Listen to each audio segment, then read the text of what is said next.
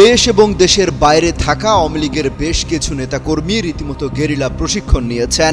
আর এই প্রশিক্ষণ হয়েছে দিল্লি, কলকাতা ছাড়াও রাজধানী ঢাকা এবং গোপালগঞ্জ সহ দেশের বিভিন্ন স্থানে। প্রশিক্ষণ নেয়া কর্মীদের প্রধান উদ্দেশ্য দেশের মধ্যে বড় ধরনের অরাজক পরিস্থিতি সৃষ্টি করা এবং হাইকমান্ডের সবুজ সংকেত পাওয়ার পর ঢাকা দখলে নেয়া। এজন্য মাস্টার প্ল্যানের অংশ হিসেবে তালিকাভুক্ত হাজার হাজার নেতাকর্মী দেশ ও বিদেশে প্রশিক্ষণ নিচ্ছেন। এরই মধ্যে কোর গ্রুপের একটি বড় অংশ প্রাথমিক প্রশিক্ষণ শেষও করে ফেলেছে। সম্প্রতি পুলিশের হাতে গ্রেপ্তার হওয়া এই চক্রের কয়েকজন সদস্যের কাছ থেকে চাঞ্চল্যকর এমন অনেক তথ্য বেরিয়ে আসছে। সরকারের নির্ভরযোগ্য একাধিক সূত্র যুগান্তরকে বিষয়টি নিশ্চিত করেছে। সূত্র জানায়, অবাক হওয়ার মতো বিষয় হলো, যারা প্রশিক্ষণ নিয়েছে তাদের একটি অংশ অবসরে যাওয়া সরকারি কর্মকর্তা কর্মচারী, যারা এখন আওয়ামী লীগের রাজনীতির সঙ্গে যুক্ত রয়েছে। চূড়ান্ত সফলতা অর্জনের আগ পর্যন্ত এই প্রশিক্ষণ অব্যাহত রাখার পরিকল্পনা রয়েছে আওয়ামী লীগের। এরই অংশ হিসেবে ৮ জুলাই রাজধানীর একটি কনভেনশন হলে ৪০০ জনকে প্রশিক্ষণ দেওয়া হয়। ওই প্রশিক্ষণ চলাকালে কনভেনশন সেন্টারে দেওয়া হয় সরকার বিরোধী নানা স্লোগান।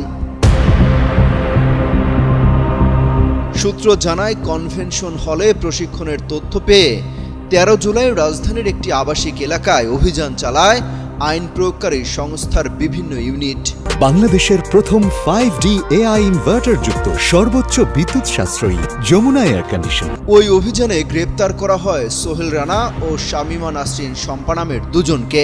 প্রশিক্ষণ কর্মসূচিতে কি ধরনের আলোচনা হয়েছে জানতে চাইলে নাম প্রকাশে অনিচ্ছুক সংশ্লিষ্ট সূত্র জানায়, গ্রেপ্তারকৃতরা এই বিষয়ে অনেক গুরুত্বপূর্ণ তথ্য দিয়েছে। এসব তথ্য যাচাই করে দেখা হচ্ছে। তারা জানিয়েছে, ঢাকা দখল করাই ছিল তাদের প্রধান টার্গেট। এজন্য তারা সাবেক প্রধানমন্ত্রী শেখ হাসিনার নির্দেশের অপেক্ষায় ছিলেন। পরিকল্পনা মোতাবেক শেখ হাসিনার নির্দেশ পাওয়ার সঙ্গে সঙ্গে সারা দেশ থেকে তালিকাভুক্ত হাজার হাজার নেতাকর্মী একযোগে ঢাকায় চলে আসবেন। সবাই সমবেত হবেন রাজধানীর শাহবাগে। শাহবাগ মোড় দখল করে জনমনে আতঙ্ক তৈরি সহ জনগণকে জানান দেওয়া হবে যে আওয়ামী লীগের কয়েক লাখ লোক ঢাকা দখলে নিয়ে ফেলেছে। প্রশাসনও তাদের সঙ্গে আছে। তাৎক্ষণিকভাবে এর প্রভাব পড়বে সারা দেশে। এভাবে ভয়াবহ পরিস্থিতি সৃষ্টি করতে সক্ষম হলে পরবর্তী পদক্ষেপ হিসেবে শেখ হাসিনাকে ভারত থেকে দ্রুত ফিরিয়ে আনার প্রক্রিয়া শুরু হবে। ওই সময় পরিস্থিতি ও প্রেক্ষাপট বুঝে সিদ্ধান্ত নেওয়া হবে।